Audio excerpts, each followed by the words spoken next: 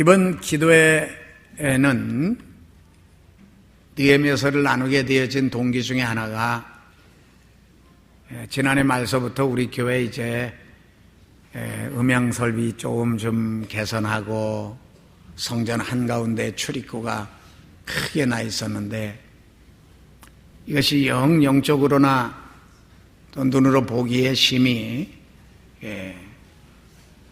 아주 거슬리고 불편함이 많았습니다. 그래서 이것을 새롭게 해서 이 교회를 새롭게 해야 되겠다라고 하는 생각을 하고 달려나왔는데, 우리의 지금 상황, 이스라엘의 상황과 비교하면 그렇게 비교할 만큼 그렇게 우리가 큰 위치는 아니지만, 우리 교회 자체를 봤을 때는 굉장히 중대한 일이고, 또 지금 현재의 상황이 우리 순복음 교단에 큰 시련과 역경이 몰아닥쳤고, 또 이것은 곧 한국 교회의 시련과 역경이 몰아닥친 것이고, 이것은 더 크게 나가면 국가가 위기에 처하게 되어지는 어려움들의 연속이다.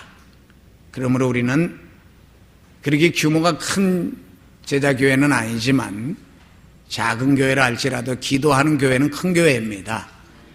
다 기도하지만 저와 여러분들은 때를 따라서 중대한 때에 중대한 기도를 할 수 있는 믿음의 일꾼들이 되어진 것을 아주 기쁘게 생각하십시오. 지난 5월 1일부터 드린 기도는 사실은 우리가 세월호 사건이 벌어지기 이전이었는데 그 기도를 작정하고 시작하려고 했는데 바로 한 주 전 정도쯤에 세월호 사건이 터지고 우리 온 민족이 큰 충격에 휩싸이는 시련 속에 들어갔습니다. 놀랍게도 하나님이 그때 우리의 간구를 들으시고 기도 끝나고 난 다음에 이틀인가 하루 있다가 사실은 그 주동자가 세상을 떠나고 말았습니다. 그래도 그런 정도로 해결되어졌길래 우리나라가 그 큰 시련 속에서도 좀 안정되게 마무리가 되어져 가면서 이 정도로 일어났지, 그렇지 않았으면 정말 나라를 세상 말로 벌집 쑤셔놓은 것보다도 더 심각하게, 또 안 걸린 데가 없을 만큼 그렇게 큰 문제였었는데 하나님이 우리나라에서 이단도 크게 척결하시고 부패와 부정들도 아주 신속히 빨리 끊어주시고 새로운 변화들을 가져오게 되어지는, 그래서 우리 교회의 비상구 쪽을 다시 개선하게 되어진 동기 중에 하나도 우리가 1층에서 불이 나고 했을 때 적어도 건물의 기본으로 설계되어져 있는 부분들은 제자리로 돌려놔야 되겠다 해서 찬양대도 이쪽으로 바꾼 것이고, 손을 대다 보니까 여러 가지 불편하고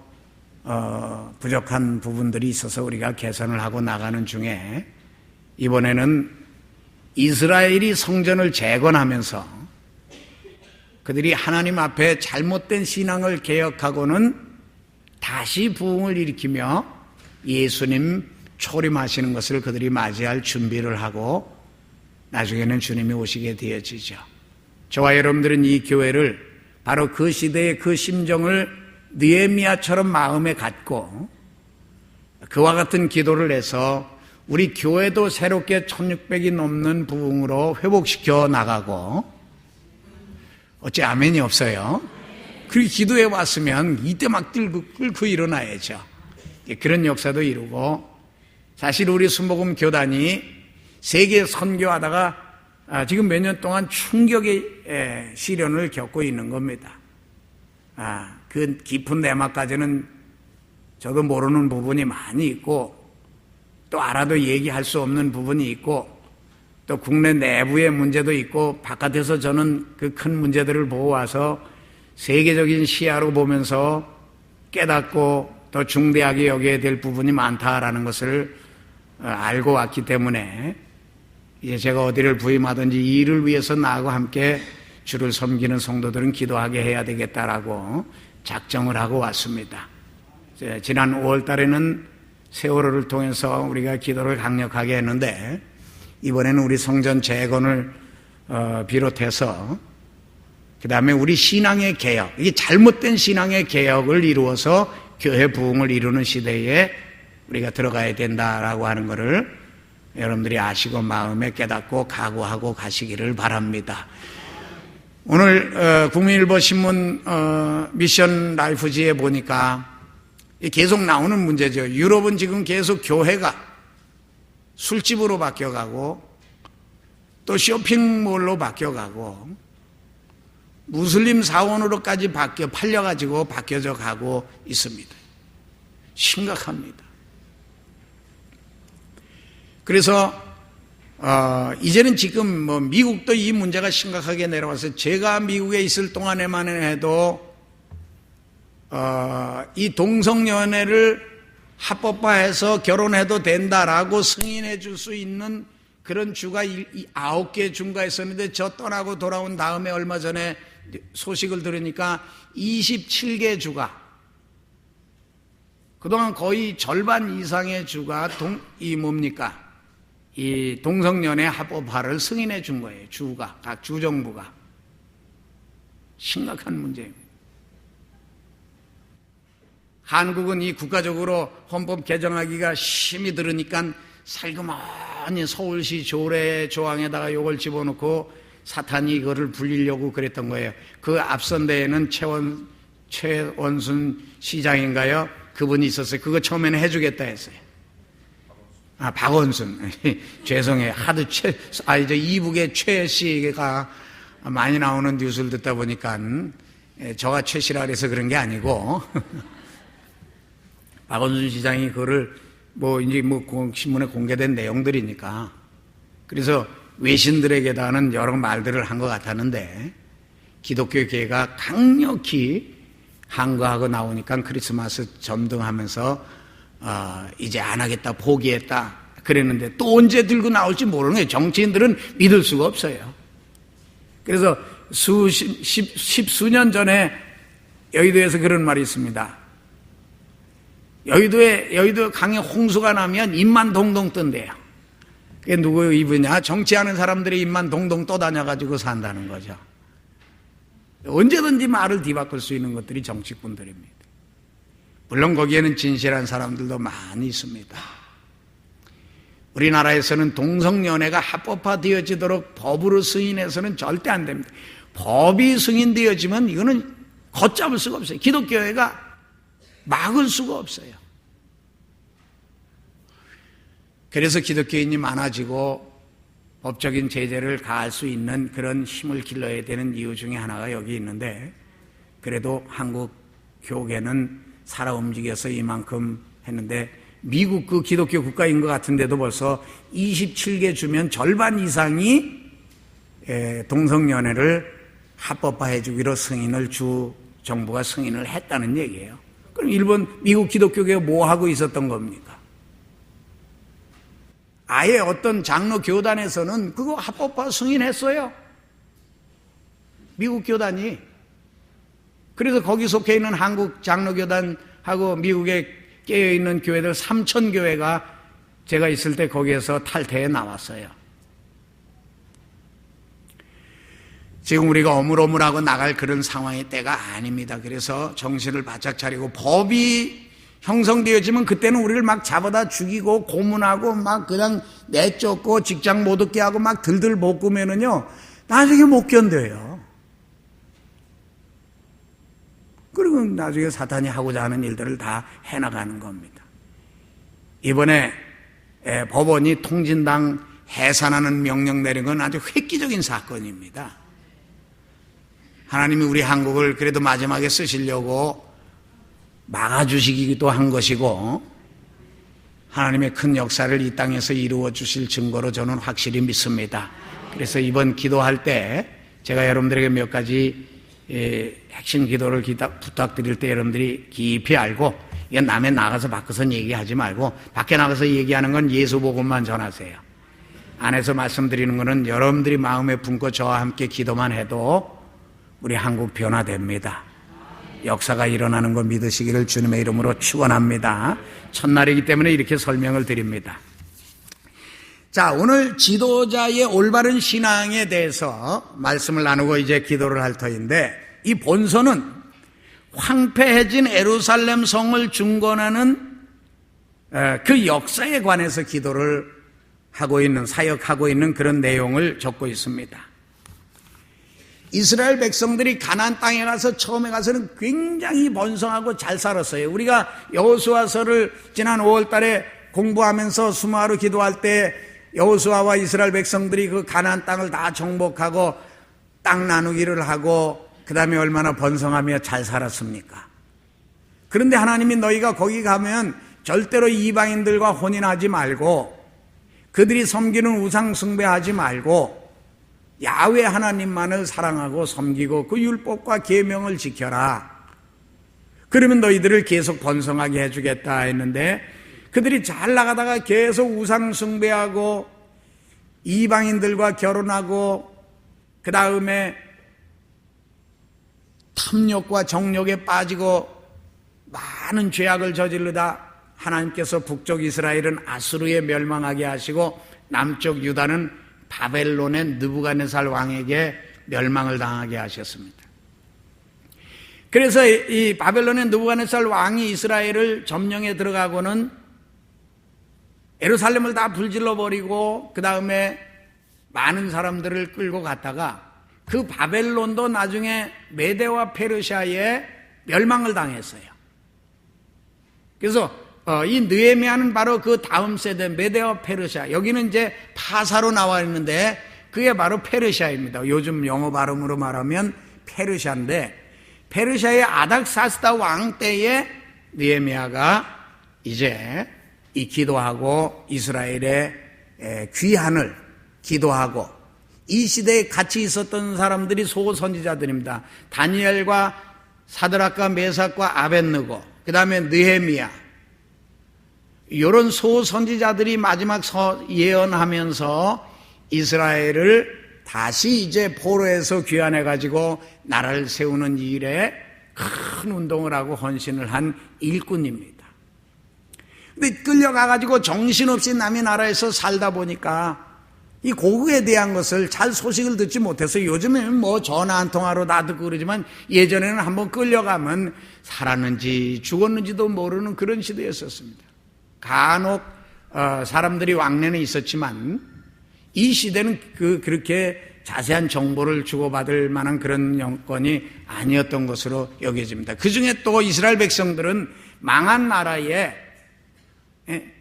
그 죄인들로 노예들로 끌려간 사람들의 그 상황이었으니 얼마나 더 적막했겠습니까? 그런데 느헤미야는 아주 똑똑하고 공부도 잘하고 요즘 말로 말하면 기술도 좋고 해서 이 페르시아에 요즘으로 말하면 공무원의 고위 공직으로 등용이 되어져서 일을 하고 있었던 겁니다.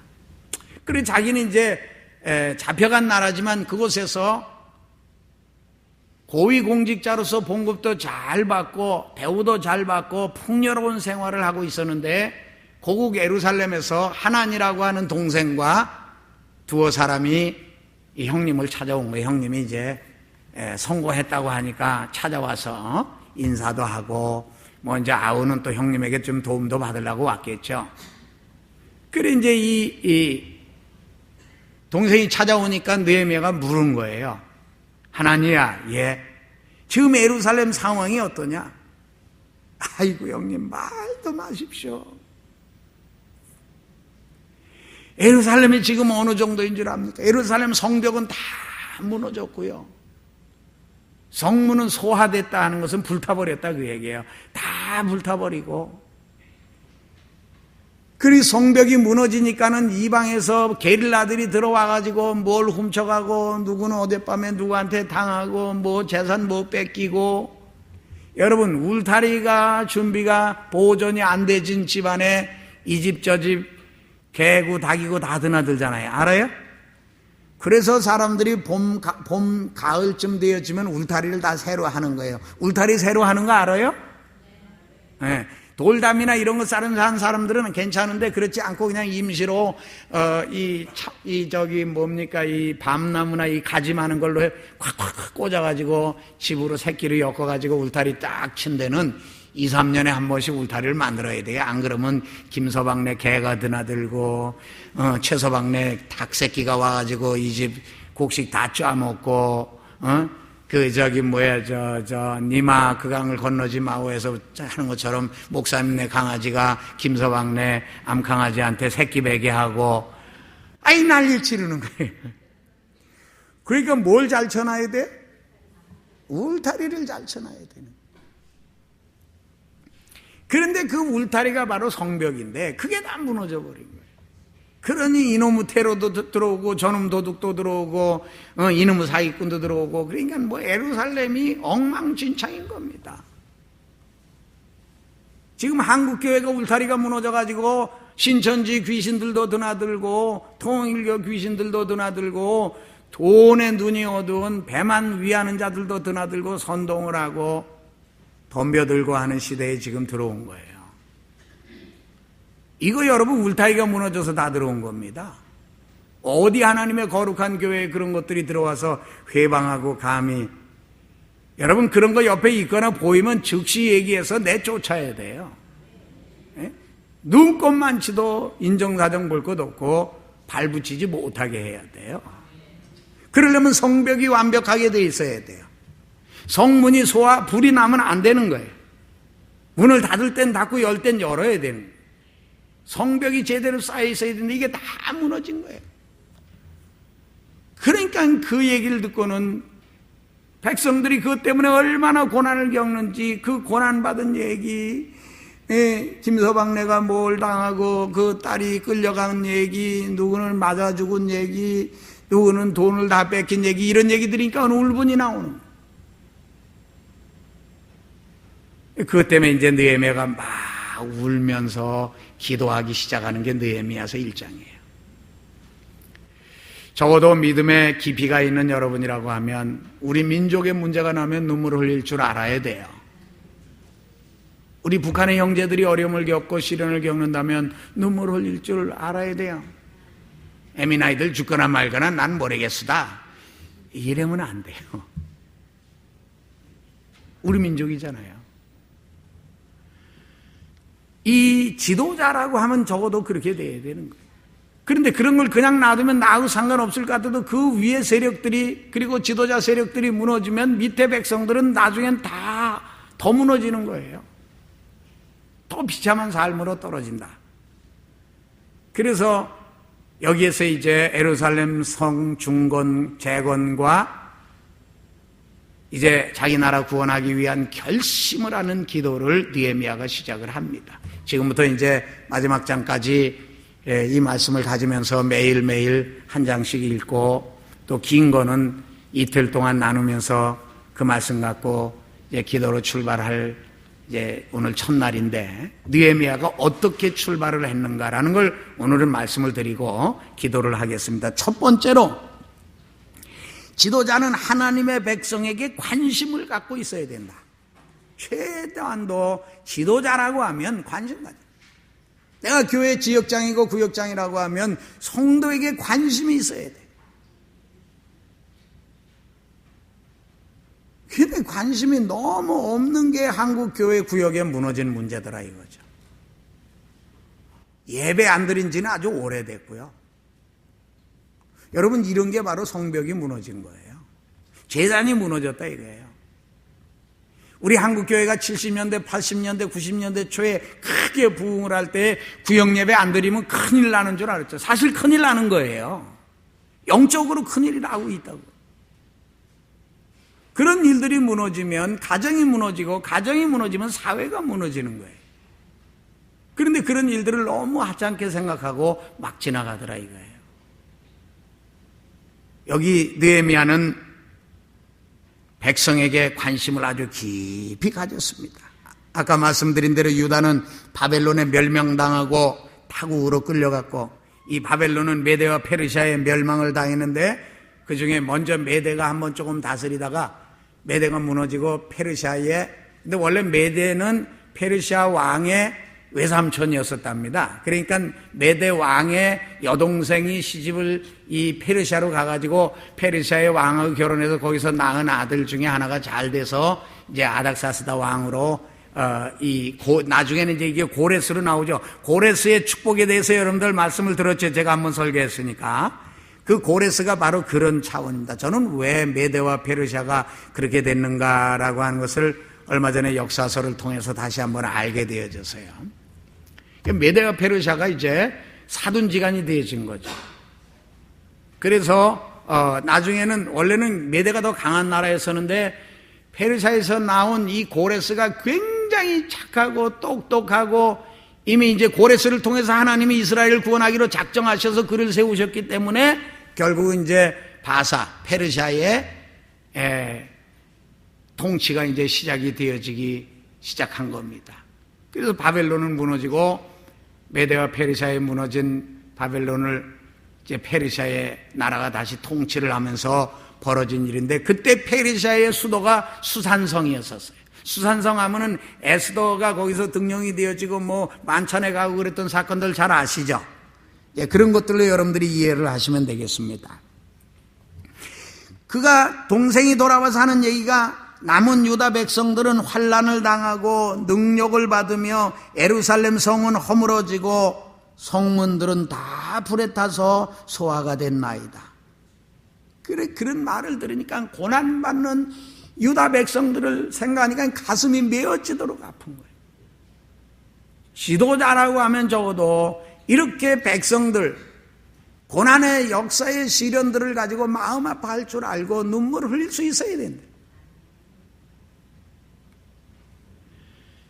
우리는 요즘에 너무나 물론 자기가 살기가 바쁘고 세상이 극박스럽게 돌아간다 할지라도요, 우리는 우리 주변의 시련을 겪는 걸 보고 그냥 지나가서는 안 됩니다.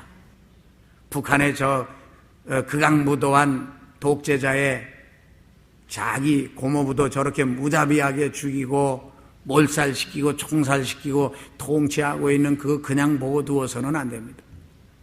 예수 믿는 사람들 정치 수용소에 집어넣고 공격하고 죽이는 거, 제가 얼마 전에도 말씀드렸지만 미국에서 사역할 때 이 프리덤 하우스에서 여러 번 그 세미나를 열었습니다. 제가 간 것만 해도 1년에 2차례씩 갔는데 3년 이상을 가서 그 탈북한 사람들의 고백 듣고 막 그랬는데 말로 다 할 수 없는 고난과 역경에 빠졌었어요. 지금은 갈수록 더하죠. 더 살기 힘들으니까. 그래서 아예 탈북한 사람들이 뭐라 그러냐면 북한 정권에 도와주지 마라. 아예 그래야 스스로 무너진다. 그때까지 좀 놔둬달라고 할 정도로 호소를 했어요. 나와서. 정치적으로는 뭐가 잘 된 건지는 우리가 다 잘 모르지만 저와 여러분들은 기본적으로 먹을 거는 도와주되 쉬지 말고는 기도해야 된다. 이것 정도는 우리가 알고 가야 된다라고 하는 겁니다. 그 다음에 우리 주변을 가만히 살펴보면 성도들이 여러 어려움과 역경을 겪으면 그걸 보고 붙잡고 기도할 수 있는 지도자가 되어야 돼요. 교회에서 지역자님 되시고 권사님 되시고 안수집사님 되시고 장로님 되시고 주의종 되셔가지고 가오만 잡고 다니면 이건 큰 잘못입니다.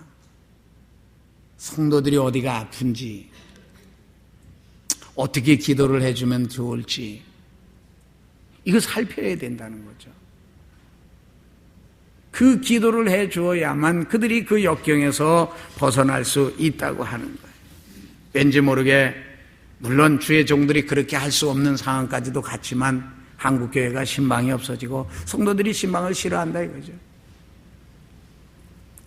신방 뭐 원치 않은 데는 안 가면 돼. 아프고 힘든 사람 집으로 가면 되니까. 그렇죠?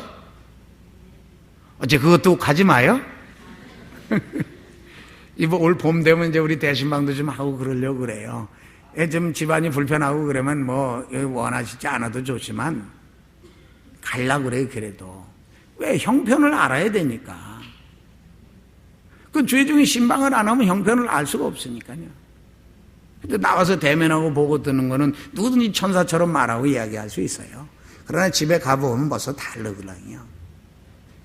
가보아서 상황을 알고 뭐 잘 살고 믿음 생활 잘하고 잘 나오고 좋은 사업 좋은 직장 가지고 있으면 그건 좀 덜 가도 좋고 안 가도 잘하시는 분들은 뭐 종들이 안 갈 수도 있는데 진짜 아프고 힘들고 어려운 성도들이라면 갈 거예요. 이래서 그 지도자들은 백성을 위해서 고난받는 것을 알고 있어야 된다.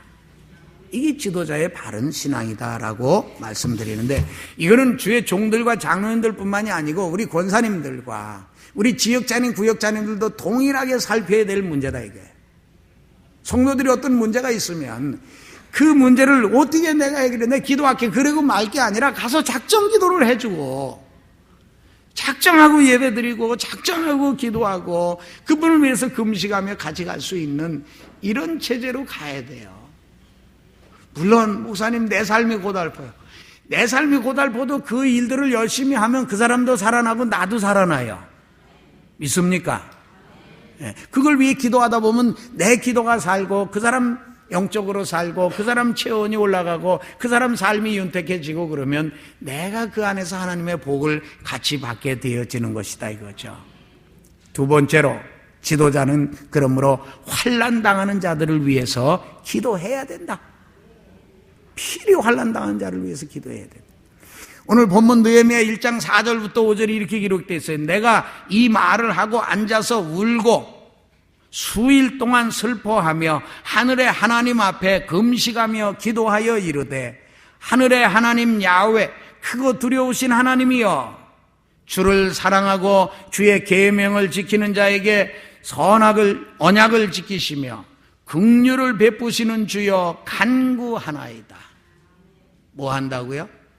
간구한다 그랬어요. 간절히 구했다 그랬어요. 자기는 페르시아의 수산성에서 호의호식 누리며 잘 살고 있는 사람이에요. 그러나 자기 백성 유다가 예루살렘 성이 불타버리고 성문이 다 무너지고 성벽이 다 무너져 내리고 성문이 불타버려서 개구녕 바지로 온갖 사나운 짐승들과 괴로운 자들이 드나들 때에 그 백성들이 받는 환난과 고난, 여기 이렇게 간단히 써놨지만 칼에 찔려 죽은 사람이 부직이 있을 거요, 재산 뺏긴 사람이 부직이 있을 거요, 겁탈당한 자식들이 많을 거요. 여러분 뭐 희롱당한 사람이 얼마나 많았겠어요. 나라가 공권력도 없고 그랬었으니. 이러면 의분이 나지 않겠습니까? 당연히 의분이 나죠. 그래서 느헤미야는 간절히 기도하기 시작을 하는데, 느헤미야가 기도하는 대상을 주야로 기도하는데 크게 나누면 세 가지입니다. 첫째는 주의 종들인 이스라엘 자손을 위해서 기도하고, 그러니까 오늘날 교회 시대는 성도가 주의 종입니다. 성도 전체가 주의 종이에요. 왜냐하면 왕 같은 제사장들로 사도 베드로를 통해서 이미 하나님 선언하셨기 때문에 모든 성도는 하나님께 예배드리는 제사장 직분이 있는 거예요. 이걸 경히 여기면 안 돼요. 물론 하나님이 세우신 목사나 전도사나 장로님들이나 이런 종들은 더 큰 일에 세움을 받았지만, 그래서 말틴 루터가 가톨릭이 종교를 잘못 이끌고 가니까 만인 제사서를 들고 나왔어요. 그 예전에는요, 성경책도 강대상 위에다가 쇠고랑으로 묶어놨어요. 일반 성도들은 보면 안 된다고 무식하게 해놓고는 종교 지도자들만 알고 백성들은 아주 엉뚱하게 끌고 가거든요. 그래서 여러분 저걸 파는 거예요. 응? 하늘나라 가려면은 또 지옥에 있는 너희 가문들이 이걸 사면은 천국 간다 하고서 그런 것까지 팔고, 그 성경이 그런 게 어디 있습니까? 가톨릭이 여러분 그렇게 타락한 사람들입니다. 같이 대화하고 앉아서 뭐 할 상대가 아니에요. 나라를 위해서야 뭐 같이 앉아 있을 수 있겠지만 예배를 위해서는 같이 앉아 있을 수가 없는 그런 상황인데, 사실은 지들이 똑똑하면 지들끼리 하라고 그래요.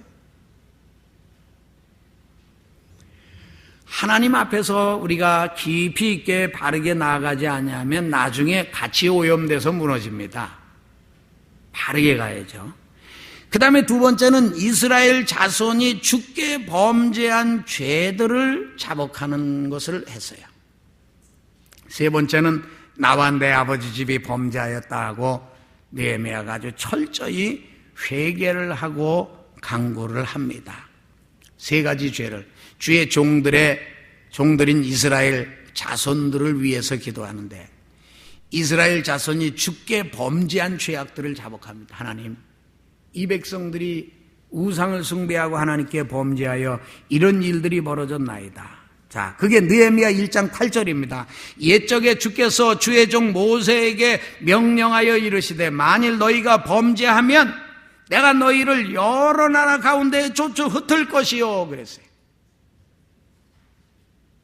하나님 앞에 범죄했기 때문에 그들이 북쪽 이스라엘은 아수르로 흩어지고 남쪽 유다는 바벨론으로 흩어졌다 이거예요. 그게 모세를 통해 주신 율법을 계명들을 어기고 우상 숭배하고 물질에 빠지고 탐욕에 빠지고 음란에 빠지고 방탕에 빠져서 이런 문제가 생겨났나이다.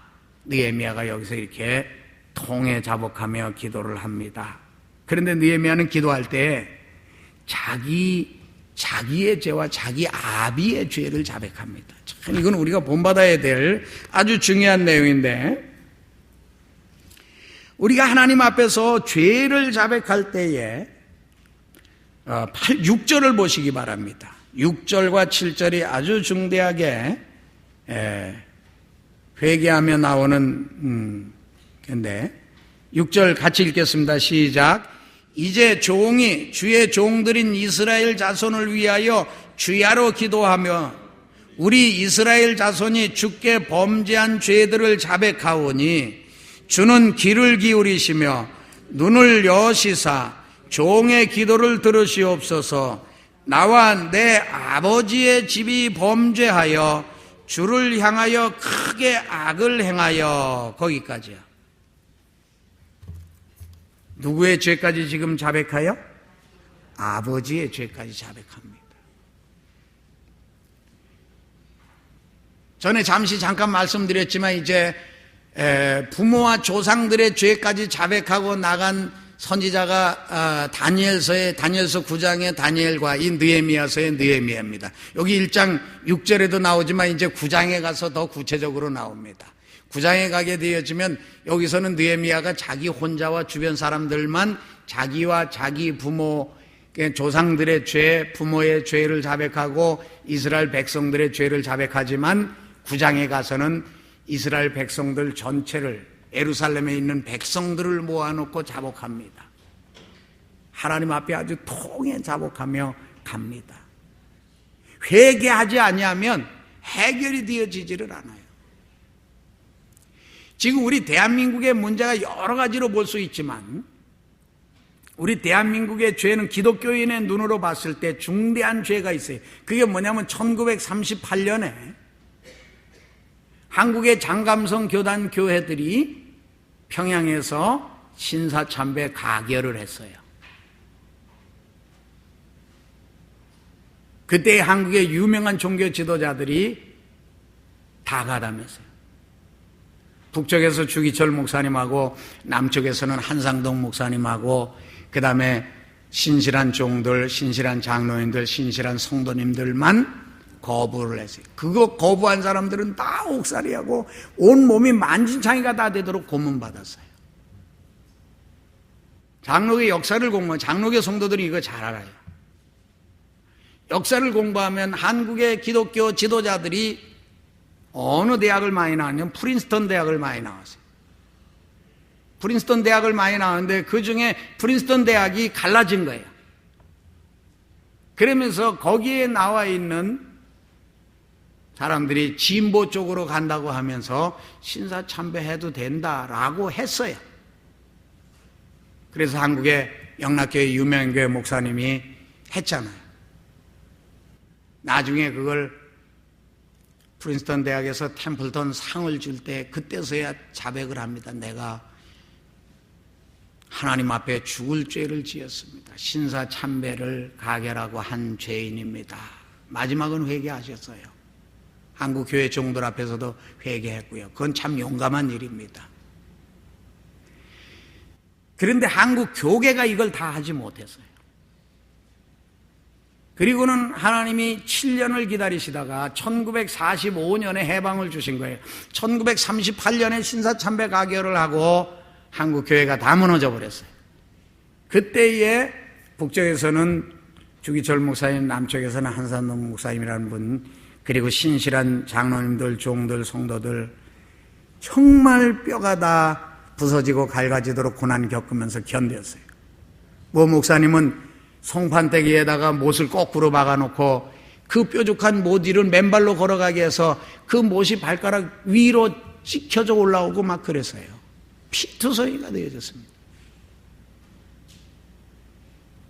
사랑의 원자탄이라고 하는 손양원 목사님, 공산당 어린 고등학생들이 뭘 안다고 공산당을 해가지고 그 짓들을 합니까? 공산당이 그렇게 무서운 겁니다.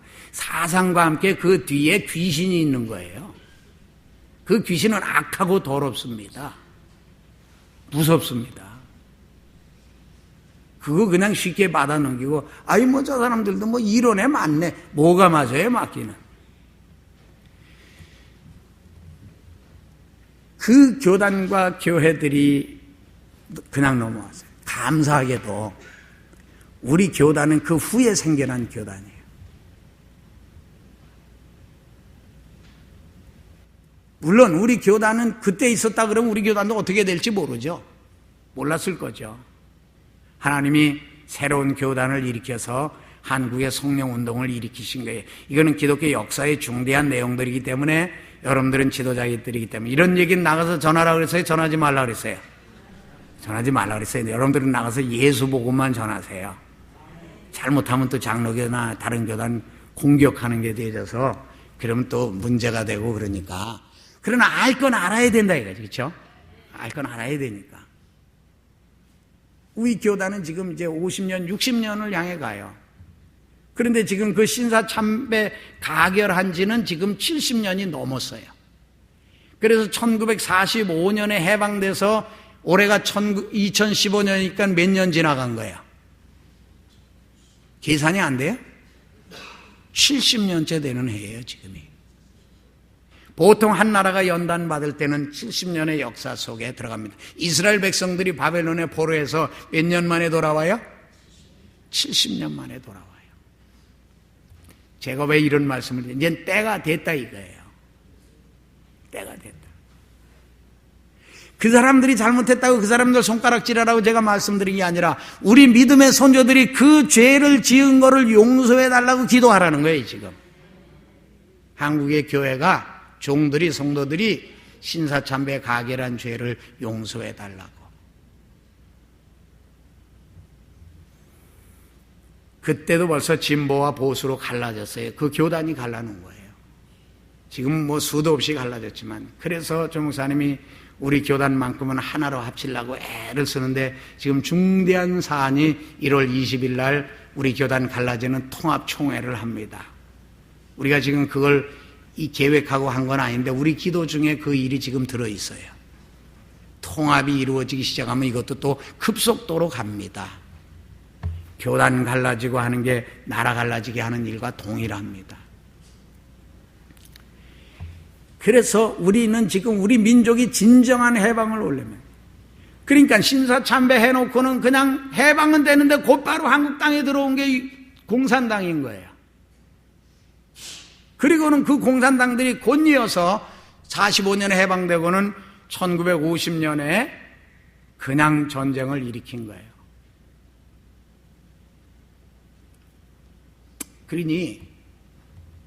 그러니까 징계다 이거죠. 어느 총리 후보자가 이거 하나님 섭리라고 얘기했다가 총리에서 됐어요, 안 됐어요? 떨어졌어요. 그분은 신앙적인 관점에서 얘기했는데 마귀는 그것을 세상적인 관점으로 공격을 해댔어요. 일리가 있는 말씀을 하신 것으로 저는 아는데 이게 신앙에, 그분도 딴 데서 얘기한 게 아니고 이런 걸 누가 글쎄 그걸 갖다가 녹화했다가 나는 장관 될 염려가 없으니까 뭐 그냥 나는 뭐 인사청문회 갈 필요가 없으니까는 여러분들 앞으로 말씀드린데 여기서 이 되어지는 거 절대로 녹음해서 밖으로 내보내지 마세요. 동영상은 특히. 저 분명히 얘기했어요. 이런 거 법정에 내세우면 여러분들 거꾸로 걸립니다. 제가 하지 말라고 했는데 하면 아시죠?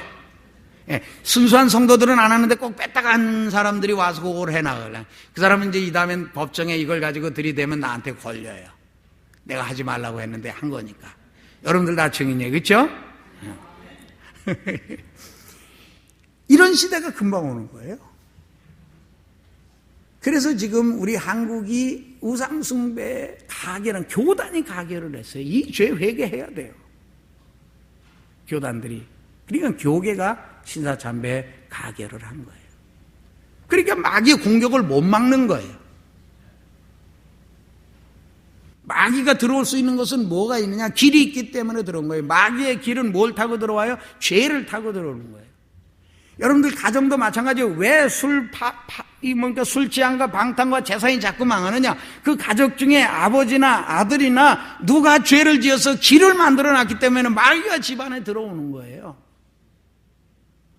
근데 죄는 저 사람이 지었어도 고통은 예수 믿는 어머니가 받잖아요. 딸이 받거나.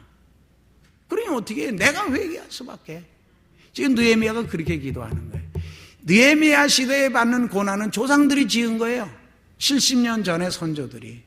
이때의 느헤미야는 다니엘도 거의 한 청소년 때 잡혀갔으니까 15, 18, 20대 때 잡혀가서 90대에 다니엘서 마지막이 되어진 거니까 시련이 얼마나 컸겠습니까? 그런 역경과 시련들이 온 거예요. 그래서 이 느헤미야도 자기 민족의 죄를 자기 죄처럼 회개하는 거예요. 그 다음에 자기의 죄와 함께 자기 아버지의 죄를 회개하는 거예요. 그래서 제가 여러분들에게 몇 번이나 말씀드렸잖아요. 여러분들이 우리 부모 시대는, 그리고 그 이전 시대는 대부분 다 기독교 들어오기 이전에 불교 믿고 무속신앙 믿고 뭐 다 그러고 살았잖아요. 그러니까 부모가 떡시루 있고 이거 저 절간 가던 거 많이 보고 집에 저희 가을 거지하고 나면 제사 지냈잖아요. 우리는 안 지냈지만 그 제사 지낸다고 떡 해놓고 장독대에 갖다 놓고 빌고, 그 다음에 광에 갖다 놓고 빌고. 아니 글쎄 변석간에 뭐가 있다고, 변석간 귀신이 있다고 거기도 갖다 놓고 어떤 사람 빌더라고. 운문 앞에 갖다 놓고 거기다도 빌고. 봤죠? 한번 그거 본 사람들 한번 손 들어보세요. 그런 거 본 분들. 걔도 지금 많지는 않지만 계시네. 우리 조상들이 그러고 살았다고. 그러니까 우상숭배하고 사는 거예요. 그러니까 부모와 조상들이 몰라서 그렇게 절간에, 그 다음에 떡 만들어서 변속간에 우물가에 장독대에 갖다 놓고 빌면서 우상숭배한 죄가 있잖아요. 회개해야죠. 어떻게 하겠어요? 부모들은 다 떠나시고 그 죄의 길 때문에 마귀가 들어와서 예수 못 믿게 하고, 우리 제사 지내니까 못 믿는다 그러고, 술 먹고 나서 못 믿는다 그러고, 그게 다 그런 길로 들어온 마귀가 역사하는 거니까 미친 개는 몽둥이가 약이에요. 마귀가 강제로 들어왔으니까 우리도 강제로 쫓아내는 수밖에 없어요. 누구 이름으로? 그렇죠. 예수 이름으로 우리 집 조상 제사 지내겠던 귀신아 나가라. 술 취하게 하는 귀신아 나가라. 조상 제사 지내게 하는 귀신아 나가라. 중들이 드나들게 하는 귀신아 나가라 말이죠. 왜 우리 작은 집에 오냐. 내쫓아야 돼요. 우리 예수 믿는, 적어도 예수 믿는 가정에서 내쫓아요. 근데 절간에서 내쫓는 건 좀 그래요. 그럼 거기서 내쫓으면 어디로 가? 괜히 절간에 가서 그 돌고 싸우고 그럴 필요는 없어요, 여러분.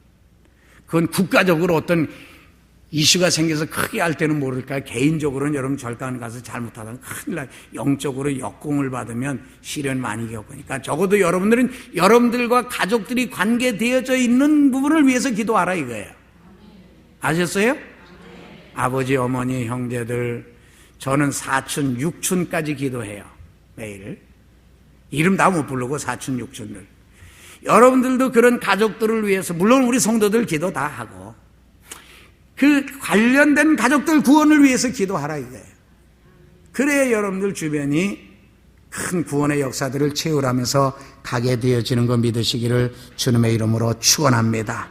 그래서 느헤미야의 기도 내용을 크게 두 가지로 종합을 하면 자기들과 아비의 집이 범죄한 것을 회개하며 기도했고, 두 번째는 하나님이 응답하실 약속을 믿고 회개하며 기도했다 이거죠. 돌아오면 하나님이 회복해 주시고 복을 주신다라는 것을 약속을 하셨어요. 마지막 세 번째로요, 말씀 나누고 기도하겠습니다. 하나님의 응답을 믿고 기도하라는 거예요. 처음부터 아예. 하나님이 응답받을 거 믿으세요? 네, 하나님의 응답이 우리에게 임합니다. 그래서 느헤미야는 기도할 때 아예 구체적인 기도를 합니다. 하나님, 오늘날 아닥사스다 왕 앞에서 나를 형통하게 하옵소서라고 기도를 하는데, 우리가 다 읽은 거니까 1장 11절을 우리 다시 읽겠습니다. 1장 11절, 오늘 응답의 메시지예요. 찾았어요? 같이 읽읍시다. 시작. 주여 구하옵나니 귀를 기울이사 종의 기도와 주의 이름을 경외하기를 기뻐하는 종들의 기도를 들으시고 오늘 종이 형통하여 이 사람 앞에서 은혜를 입게 하옵소서 하였나니 그때에 내가 왕의 술관원이 되었느니라. 아멘. 이게 무슨 내용이냐면, 예루살렘이 그 난리통에 자기 백성들이 고난과 역경을 겪는데 그 나라가 누구의 통치 아래에 있느냐? 이 아닥사스다 왕의 통치 아래에 있는 거예요. 그러니까 자기가 아닥사스다 왕 앞에 은혜를 입으면 가서 자기 백성을 돌아볼 수 있는 기회가 온다는 거죠. 그래서 하나님께 응답받는 기도를 할 때 하나님이 나를 써주시옵소서. 나를 써주시는데 내가 가서 이 일을 나라 민족 회복할 수 있도록 이 아닥사스다 왕 앞에서 은혜를 입게 해주옵소서라고 기도를 한 거예요. 요즘 말로 말하면 높은 직위로 등용되어질 수 있게 해주십사라고 기도를 한 거예요. 네? 여기 느헤미야는 자기 개인의 문제보다는 조국 이스라엘의 문제와 유다 백성들의 그 환난 가운데서 벗어날 수 있도록 기도했다는 것, 그리고 그 기도를 하면서 자기가 그 일을 해결하는 일에 앞장서기로 결심을 하고 아닥사스다 왕 앞에 은혜를 입게 해달라고 기도를 했다 이거예요. 그리고 부르짖어 기도했더니 하나님이 응답을 주신 것. 요거 1장은 간단히 끝나지만 이게 하루에 써서 이렇게 끝낸 게 아니에요. 이게 여러 날 지난 거란 말이에요. 그런데 응답이 뭐로 돌아왔어요? 그때에 뭐가 됐다고요? 술관원이 됐다. 이 의미를 여러분들에게 설명드릴게요. 그냥 보통 공직자로 있었던 거예요. 그런데 아닥사스다 왕에게 귀하게 쓰임을 받아야 되는데 그거는 아주 친밀해야 쓰여지는 거예요. 그래서 하나님, 내가 저 사람 앞에 은혜를 입게 해 주옵소서라고 기도를 했더니 하나님이 그 기도를 들으시고 이 느헤미야를 무슨 관원으로? 술관원으로 등용을 딱 시켜주신 거예요. 여러분, 이 술관원이라고 하는 것은 이 세상 사람들에게는 굉장히 중요한 건데, 이 술관원은 뭐 하는 사람이냐면 왕에게 올릴 술을 선정하는 사람이에요. 그 술의 맛을 보고 그 다음에 독소가 있는지 없는지 판독해내고 어떤 놈이 독 타서 왕 죽이려고 그러는지 알아봐야 되고, 그 다음에 이 술관원은 왕과 가장 친밀하고 가까운 사람이고 자기가 신임할 수 있는 사람이래야만 등용이 되어지는 거예요. 이거는 이제 이 고대 중근동 지역에서는 계속 있었던 얘기예요. 우리가 요셉의 사건에서도 잘 알죠. 바로 왕이 요셉이 감옥에 갇혀 있을 때 두 장관이 거기 갇혀 있었죠. 무슨 장관? 술 장관하고 떡 장관하고. 그런데 떡 장관은 날아가고 술 장관은 복직되었어요. 그 복직될 때 나중 좀 기억해달라 그랬더니 또 그 양반 또 가서 하몽차사야. 하몽행하면 가면 잊어먹나 봐요. 술관원은 최고로 인정받는 사람이거든요. 다른 것보다 더. 그런데 이 유다에서 잡혀왔지만 거기에서 자라고 성장한, 그러니까 이 분야에서는 느헤미야가 아주 탁월했다는 거죠. 이 부분은 우리가 이해할 수 있는 게 이스라엘 백성들이 가나안 땅에 가서 포도 재배와 포도주에는 아주 명수들이었었다는 거죠. 이제 이해가 가요? 네, 더 들어가면 또 내가 술 장사 될까 봐 그냥 여기서 끝낼게요. 느헤미야가 술을, 포도주 관리하면 굉장히 일가견이 있었던 것으로 압니다. 근데 그것도 그거지만 그거보다도 왕이 통치하는 데에 또 굉장한 말 친구가 되어지고 그 왕과 대화를 나눌 수 있는 수준이 있어야 되는 거예요. 느헤미야가 거기에 등용이 되어진 거예요. 그러니까 이제 언제든지 기회만 있으면 일할 수 있는 여건이 딱 된 거예요. 오늘은 여기까지. 무슨 일을 어떻게 하는지는 이제 2장부터 계속 나오는데 따라 하시겠습니다. 내가 하나님 영광을 위하고 주의 백성을 위해서 일하기로 결심하고 기도하면 즉시 응답하신다. 믿습니까? 이 느헤미야가 다른 글은 늦게 썼는데 이건 그때 즉시 응답을 받은 거예요. 여기는 그냥 1장으로 써서 마지막 절에다 갖다 넣어놨지만 사실 기간은 많이 지나간 내용으로 여겨집니다. 그래서 느헤미야가 이때부터 준비하는데 뒤에 보면 더 치밀하게 준비를 해요. 그러니까 우리도 그냥 뭐 으쌰으쌰 와와 그러고 있다 그래가지고는 안 돼요. 여러분들 구슬이 서말이라도 끼어야 보배예요. 우리 여의도 순복음 신안산교회도 지금 600여 명의 성도들이 들어오고 나가며 예배드리고 복받는데 이 성도 수만 잘 꼬여서 조직적으로 기도하면요 나라를 바꿀 수 있어요. 초대 교회를 뒤바꾼 사람이 120명이거든요. 우리가 다시 1600명으로 회복되는 거 지금 600명 숫자로도 충분해요. 믿습니까? 우리 사람으로서는 알 수 없지만 하나님 하실 수 있어요. 역사가 일어나는 거예요. 그래서 느헤미야는 아주 조직적으로 치밀하게 기도하면서 하나하나 나가는데 여러분들 이제 앞으로 여러분들 가족 구원을 이루어갈 때도 오늘 이 말씀을 마지막 장까지 계속 같이 잘 읽어가면서 여러분 절대로 어물어물하고 그냥 주여 믿습니다만 하고 가서는 안 돼요. 모세 느헤미야가 이렇게 치밀하게 기도하잖아요.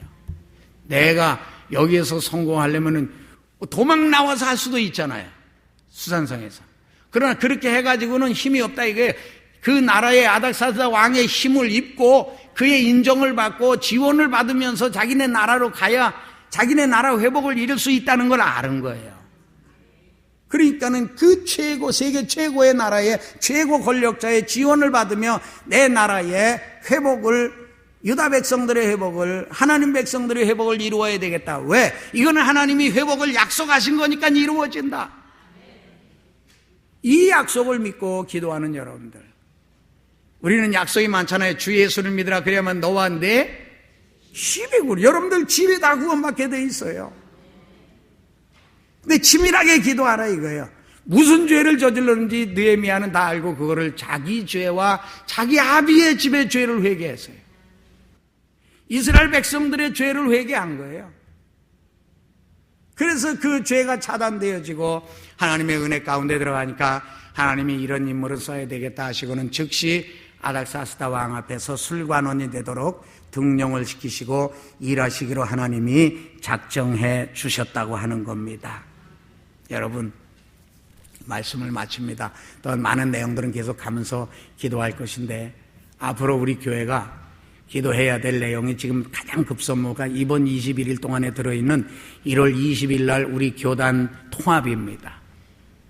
교단 통합에 우리 원로 목사님이 중요한 역할을 하시도록 하나님이 세워주시고 그게 법적으로 굉장히 중대한 문제예요. 그래서 더 여러분들에게 길게 설명드릴 필요는 없고 또 뭐 오해 살 소지도 있고 그러니까 제가 더 깊은 설명은 드리지 않습니다. 굉장히 중요해요. 통합이 이루어져야 되고 어른이 높은 위치에서 일을 할 수 있도록 컨트롤 해 주셔야 되고 우리 이영훈 목사님과 모든 종들이 연합을 해서 이 일을 힘있게 도와가며 세계 선교를 해야 돼요. 세계의 세력들이 뒤흔들 때 이거 사람의 힘으로 못 막습니다. 그리고 지금 국제 정세도 아주 묘하게 막 돌아가요. 지금 한국하고 북한하고 또 좋은 관계로 막 가려고 하니까 북한하고 미국하고 또 관계가 나빠졌어요. 세상은 자꾸 좋아졌다 나빠졌다 막 엎치락 뒤치락 해요. 이럴 때 우리는 좌우지간 살아야 되잖아요. 살아야 돼요. 살아남아야 돼요. 그런데 우리 대한민국의 공산당 통일로는 절대 안 된다 이거예요. 이거는 교회 다 불타버리고 무너져버리고 끝나버려요. 복음으로 통일돼야 되고 민주화로 통일돼야 돼요. 그 기로에 지금 우리가 서 있어요. 그리고 한국 교회가 세계 선교를 힘있게 해야 되는 입장에 지금 서 있다. 이것을 위해서 가야 되는데 지금 해방된 지 70년째 되는 해입니다.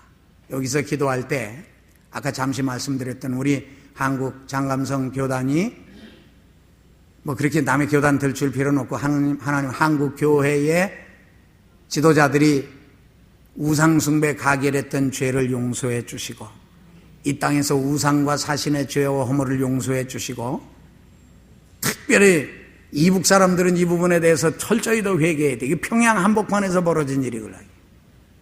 평양이 그때 한국의 예루살렘이라고 할 정도의 그 왕성하게 복음을 받아들이고 은혜가 넘쳐났던 때였었습니다.